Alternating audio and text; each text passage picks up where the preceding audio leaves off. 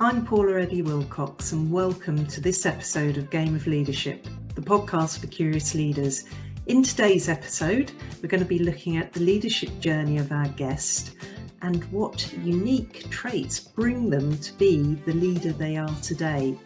Who knows what we're going to discover together, so I hope you enjoy the episode. Hello folks, welcome to another episode of Game of Leadership, the podcast for curious leaders. And this morning I am joined by Alex Rosborough, the fantastic digital marketing expert. Welcome Alex, great to have you with us. Thank you for having me, Paula. Oh, you're so welcome. Now I'll give you a quick, and it is a very brief introduction to Alex, because the best way to get to know him is to chat to him, which is why we're here today. And he is the digital marketing expert responsible for launching and scaling multiple successful online ventures. He's currently the managing director of the Cheshire Digital Marketing Agency and consultant working with consultants, coaches and service providers to grow their online business to 6 figures in 3 months. Now that's quite the claim, Alex. So I'm sure we're going to hear some of those fantastic stories over the next few days as to how you've helped people and really how all of that has helped shape who you are today. Yeah, I look forward to sharing it with you. Excellent, excellent. Well, Alex and I haven't known each other that long. We were introduced by a mutual friend. And I have to say, he was so easy to talk to the day that we met. Really enjoyed myself. And that's what made me want to have you on, Alex, as a guest to Game of Leadership, because I thought you'll bring another new dynamic to the leadership landscape, because people often think about it traditionally in terms of corporate, that kind of, you work for somebody and you receive a salary and benefits, etc. for doing that. And it's in some sort of hierarchy and so on. But there's so much more to this than meets the eye. And you are living proof of that. Would you agree? Yes, I agree. So what we're going to do today is we're really lucky. We've got Alex for the next 3 episodes. So we will try and curb our chatting so that we're not doing a Joe Rogan 3-hour session. Yeah. Which we probably could quite easily do, and keep them to the usual sort of similar format of 25 to 30 minutes, so that you get that short blast of real quality input and insight into what makes Alex who he is today. So with that, Alex, I'm going to let you tell your story, because it's the stories that bring these things to life. Yeah, so a bit about me, sort of where I came from and how I got to where I am today. So when I was young, in fact, it was funny how I actually fell into digital marketing, and I literally did fall into digital marketing. So I was a young athlete, and I was competing in bodybuilding shows as a junior. Okay. On a national level. And at the time, I had quite a few people sort of ask me for help in terms of, nutrition advice, training advice, competition prep, etc. And it made sense to me. I thought, well, what, if I could use this new internet thing, because at the time I think it was about 2005, 2006. So at the time I was like, oh, maybe I can use this internet thing that everyone's talking about to put up some sort of website. How cool would that be? So I put together just a 1-page website. It was completely trash. It was rubbish, But I bet at the time it was cutting edge. Yeah. At the time, I could have probably secured some sort of private investment from that at the time. But so what I did was, I put together this page about how I could help people with their training and their nutrition and stuff. And then naturally at the time with that, it goes, well, now I need to get it to the top of search results. And around that time, the easiest way to get to the top of search results was to put your keywords and your URL in the footer of your website as many times as you possibly could. and whoever got them in the most got to the top of Google. And I Right. thought, how cool is this? So what really sort of started my career in digital marketing was, we had a friend at the time called Dan, who used to fall asleep everywhere. And one night he was at a friend's house and he fell asleep. So we decided, as you do, a group of young lads, we decided to draw all over his face, Oh no. shaving foam on him. And we've recorded it and we built a website and we called don'tfallasleepdan.com. And Oh, I brilliant. got it on Google, got it to the top of Google. I've told all my friends, hey, yeah, look, type in don't fall asleep Dan on Google. And it's the first thing that comes up. And they all thought it was hilarious. And then I was thinking to myself, there may be something in this, you know, maybe I can offer this as a service to other people and make some money. And a couple of my friends were like, yeah, you know, you probably could. And then a friend of mine, his dad approached me and said, look, I've got a business. He had a wiring company where he did like electrical installation. So I put together just a simple website at the time, and he was over the moon with it. So then he passed a referral to his friend, and it just sort of snowballed from there. Yeah. So my first business was website design and SEO. Now, over sort of the course of a good few years, so I officially launched that business in 2010, I think it was, and doing really well in terms of company turnover. But the problem was I was just a workhorse. I was, Yeah. you know, I just created a really high-paced, high-stress job for myself. So Yes. although, you know, the money was coming in, I felt successful on paper. But one thing I always say to people is a millionaire really a millionaire if they're locked in a prison cell? Not really. And that's how I felt at the time. So I sold that business, and I had a good friend at the time who was also doing really big things in marketing. And we did a joint venture and we started a company called the Video Marketing Specialists. And we started doing video marketing because we noticed at the time that video was really starting to take off. And Yeah. it just made more logical sense that, you know, video is much easier to consume. People are becoming more and more busy. With the internet growing so fast, people need that easy, consumable content. So Yeah. we just saw videos taking off. So we started the video marketing agency, and we were targeting more sort of B2B companies with sort of in the medium size businesses, more around between 10 to 20 employees. But then at the same time, social media was really becoming, you know, social media marketing was a big topic for discussion at the time. So social media marketing became sort of like the extra avenue we had as part of the video marketing specialists. Yeah. But anyone who's been in business with a friend or had a business partner, you'll probably relate to what I'm saying now. When you start a business with a partner or a friend, it's very, very important to have clear roles in Yeah.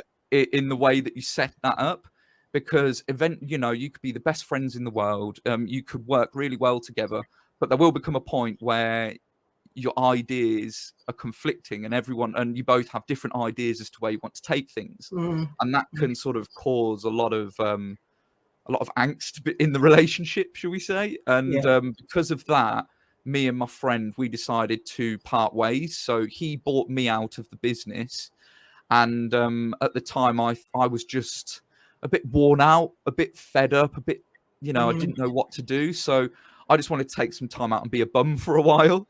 I'd managed to put quite a bit of money into some decent assets. So I bought a bit of property, had some other investments that I made that were sort of just giving me enough to survive. Yeah. So in order for me to be a bum, I decided to go to university and do a degree. And then the idea was I was going to do my PhD afterwards. But when I was doing my PhD, COVID hit. And it made, with everything going on, I could see where the world was moving. At the time, I was reading a lot of books about the economy, society in general, the banking system, what money actually is, not what we've been led to believe money is. And it was just, when COVID hit, there was no future in what I was doing in academia, and I Yeah. could make more of a difference with what I knew and what I could do in business. So I decided to get back in business. Now, my original idea was to start a chatbot marketing agency, and because chatbots are so powerful. But Yeah. the problem was, in the UK, not many UK business owners are aware of what chatbots can actually do. Every time I ask someone in the UK, what's a chatbot to you? 99 times out of 100, people will say, isn't that annoying little thing in the bottom right hand corner that I click on and I can't get an answer from? And I'm like, well, no, not really.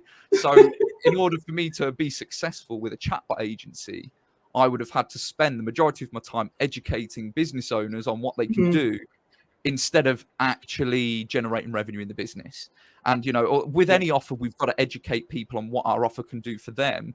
But with chatbots, it requires so much information, and me to, really convey a message, sort of it. In other words, it's going to take me a lot more time and effort to convince someone of what a chatbot can do as what a traditional marketing strategy can do. Therefore, I decided to start a full service agency and use the network and contacts that I've built up over the years to sort of launch that full service agency.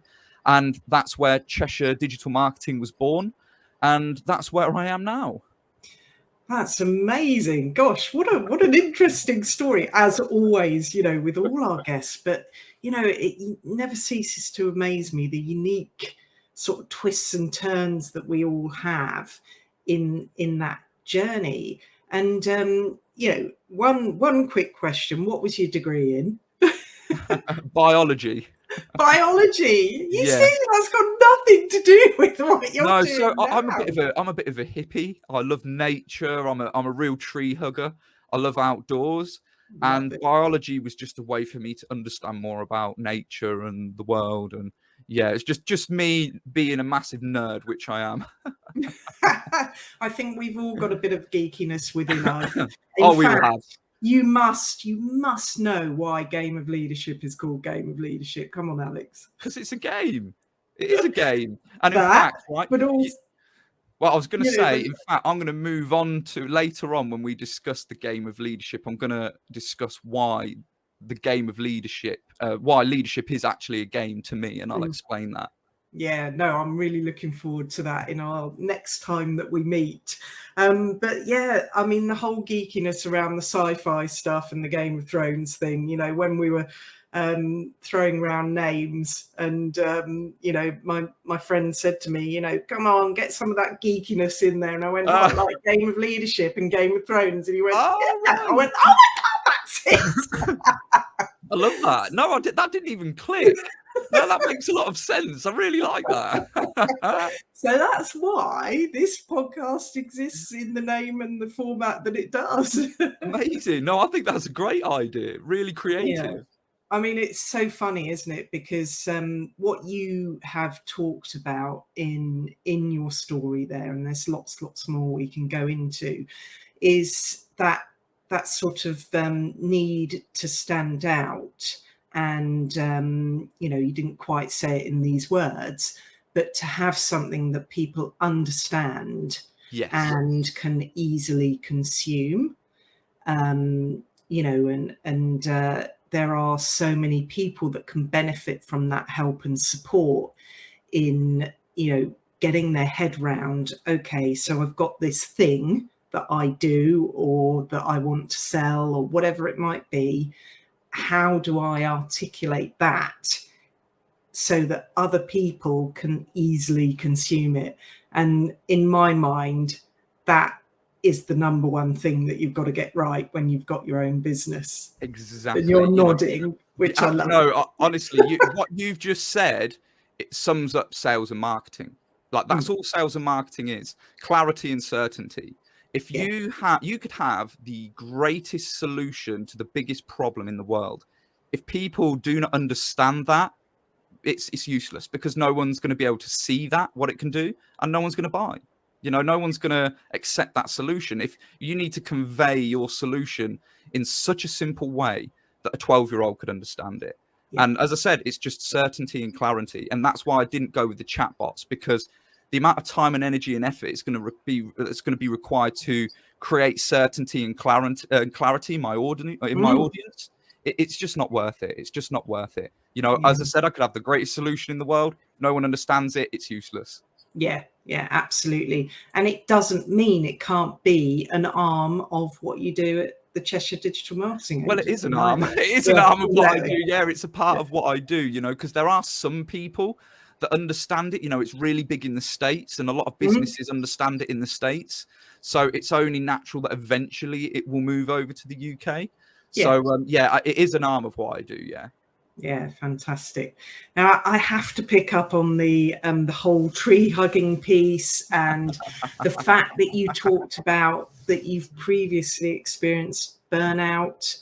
You know, as a coach, it would be remiss for me not to, you know, talk about that, because I very much talk about the foundations of leadership, if you like, with my clients, in terms of a big part of that being that resilience that you need to build up. So looking after, and you seem to have this in bucket loads, Alex, you know, that sort of mind piece where you're tuning in to what it is that you know, quiets the mind and helps support you on a day-to-day basis. So that whole sort of in touch with nature and things that you described. So please do tell us about that in a second. And then the whole body piece. So you talked about the nutrition, the exercise, you know, the background that you have. But then the biggest part for me that I've only beginning to touch the surface of is the whole soul piece, the bit that makes your soul sing. Now I'm in a privileged position that I help clients find their purpose, or not find it because they've always had it. It indicates that they don't have it until they work with me. That's not true. It's always inside us. They connect with it. We ignite that sort of pilot light within and help them keep that burning, and it's always then their guiding light moving forward. So, you know, I consider myself very lucky to be able to do that with people. So tell me a bit about those sort of three areas then in terms of your own leadership of self. So in terms of nature, I think that's so in fact, I will go as far as to say nature is our humanity, because we are nature. And for thousands of years we were integrated in nature. It's only sort of the past few hundred years we've taken this weird trajectory and we've become so disassociated with our environment and who we are and what this experience is called life.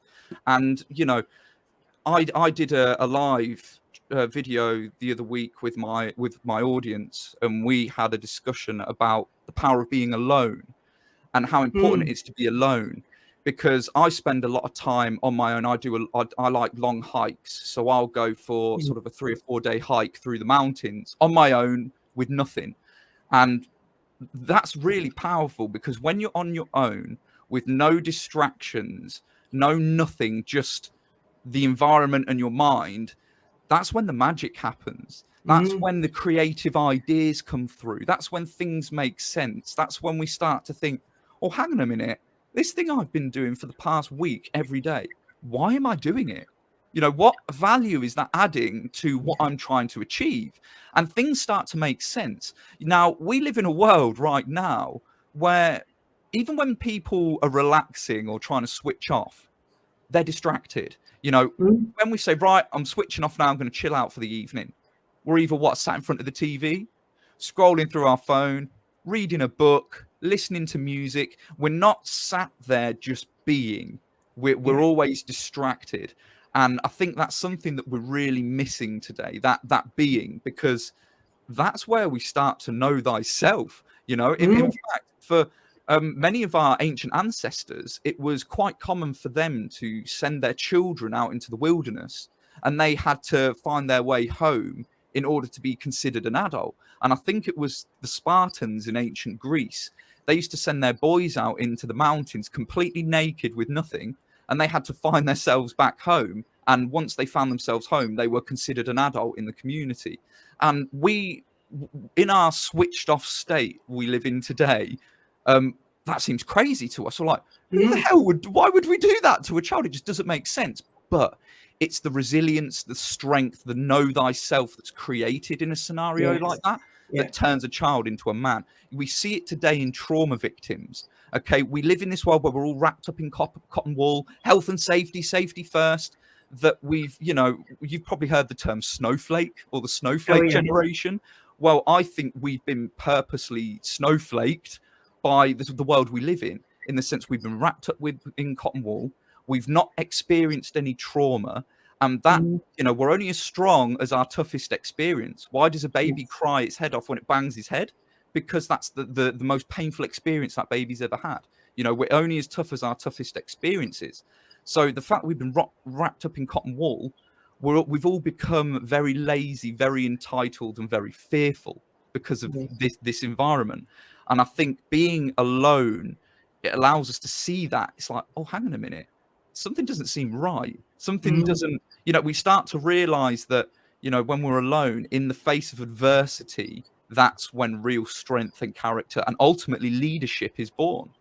Yeah, absolutely right, Alex. In terms of those trauma sometimes, but difficult experiences that don't quite eke over into trauma, major challenges in our lives are the times when our leadership strengths start to emerge, because we end up rescuing ourselves, because nobody else is going to come along on a white horse with a knight and a sword to rescue us, whatever it might be for you. We have to pull ourselves out of these things and, make choices for ourselves. I talk a lot about choices as well with clients, because there are, even in our darkest moments, there are more often than not a choice to make, which will end up deciding our fate moving forwards. Exactly. And it's in those tough moments that we really struggle and we really question sort of ourselves, and it's those really difficult situations where happiness and pleasure is born from. And there's I can't remember the doctor's name.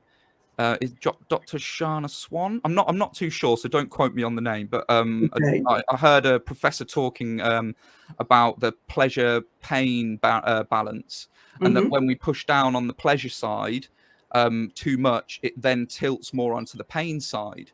Whereas if we push on the pain side, afterwards it tilts more to the pleasure side. Hence why when we go to the gym for a really tough training session, we come out, we feel fantastic. Once we achieve something really difficult, we come out, we feel great. We feel not just a sense of accomplishment, but there's a release of dopamine, endorphins. We feel fantastic. Absolutely. And we spend so much time in today's society trying to optimize our life for pleasure and happiness. I want pleasure, I want happiness. So we build our lives trying to optimize for that, when in fact what we need to be doing is optimizing for more pain and more challenge, because that's what's ultimately going to bring more happiness and growth.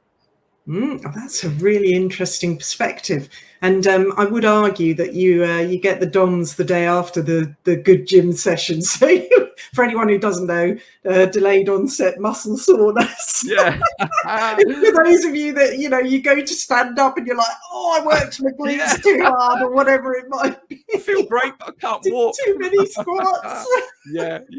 So yes, that goes back to the old saying, no pain, no gain, doesn't it? Yeah, but that's so true. True. These little sayings like that, we seem to think they're wishy-washy, but they're really not. No pain, no gain. That's not just relevant to the gym. That's relevant to everything in life. Yeah, it really is. And one thing I say, what is leadership? Well, leadership is self-leadership. That's all leadership is. Because why do people follow a leader? Because the leader inspires them to do so. Yeah.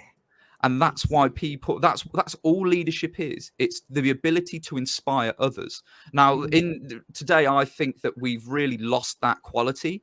And many so-called leaders today don't lead by action and example. They lead by communication, by just talking. Right, you do this, you do that. Well, hang on a minute, I don't see you doing that. No. And so many leaders are distanced from their team. Elon Musk, right? He has to be one of the greatest leaders on the planet right now. Why? Because he's the first one on the shop floor in the morning and he's the last one to leave. People see him working the hardest and people see him as a team member. How many leaders in today's world sit in the office upstairs? No one sees them for a week while the entire team's on the shop floor or wherever, or getting the work done. That sort of sums up the majority of leaders in today's world. And, you know, that to me isn't leadership. You know, what is a team without a leader? They're just individuals wandering aimlessly. And I think that's where a lot of businesses are going wrong these days. They have teams wandering aimlessly because their so-called leader isn't leading. He's just passing messages on through the grapevine. And that's not leadership. No, I completely agree with you, Alex. And, you know, being able to walk the talk, talk the walk, whatever, walk the talk, that's the one. I'll get there in a minute. It's still very early in the morning. You know, is vital so that people do understand that you know where they're at in their own leadership journey. But I would argue that perhaps Elon's taken it to the extreme, though. So you know, that setting that example of it's okay to be here at 6 a.m. and it's okay to stay here till 10 p.m. That's not okay and not sustainable. But I totally get the sentiment in terms of the reason I use Elon Musk as an example is because everyone knows that. Everyone knows that example. Yeah. No, I completely get it. And, you know, it's so important to be able to inspire your team. And another thing that I just want to pick out that you said is that it is about leading yourself. That's all it is. It's nothing complicated. And a lot of people struggle with that concept. The word leadership turns off, especially a lot of entrepreneurs. They're like, well, I'm not leading. I'm not in a corporate. Like we said at the beginning of this podcast, you know, people have this view that leadership is only for the corporate world, and I'm definitely not part of that. But if you're not leading yourself in your own life, what are you doing? Is it a series of sort of trips, falls, stumbles? I would argue that leadership is probably a series of trips, falls, stumbles, and accidental, you know, successes. But it's those trips, those falls, those stumbles that inspire others to follow, because they see that this person is not scared to fail. This person is not scared to go after their goal. That's what inspires others. It's not being a perfectionist. People, when they think of leadership, they're like, right, they look outside. You know, what is leadership? My ability to lead others. So I have to be perfect. It's not about that. It's about leading ourselves and embracing those challenges, those falls, those stumbles, because, as I said, all it is inspiration. Once people see what you're doing, they're like, wow, I can do that. I could do what Alex is doing. Wow, this guy really inspires me. So then they follow. Yeah, exactly that. I love it. Now I'm just conscious of time, because we've got 2 more episodes that we can really dig into lots more stuff. So on that note, I'm going to draw a close to today's session, because we've already found out so much about you, Alex. It's an absolute pleasure chatting to you. There's so much more we could dig into, but we will save some of that good stuff for the next 2 episodes over the next couple of weeks. So thank you so much for bringing your whole self today. No worries, Paula. Loved it. Pleasure. And we will see you all next week, or hope you're listening next week if you're listening on audio. This has been Game of Leadership with me, Paula Eddie Wilcox, and Alex Rosborough. Thank you very much. Thank you. Thank you for listening to today's episode of Game of Leadership, the podcast for curious leaders. Today we listen to the leadership journey of our guest and how they got to be where they are today. Now, in the chats, we talked about all sorts of different things, And there are lots of bits and pieces in there that are going to mean something different to each and every one of you. You will all have your own unique takeaways, so I encourage you to do a bit of reflection now and see what this might mean for your leadership moving forwards. I'm Paula Eddy Wilcox, and I look forward to seeing you on Game of Leadership, the podcast for curious leaders, next week. Bye for now.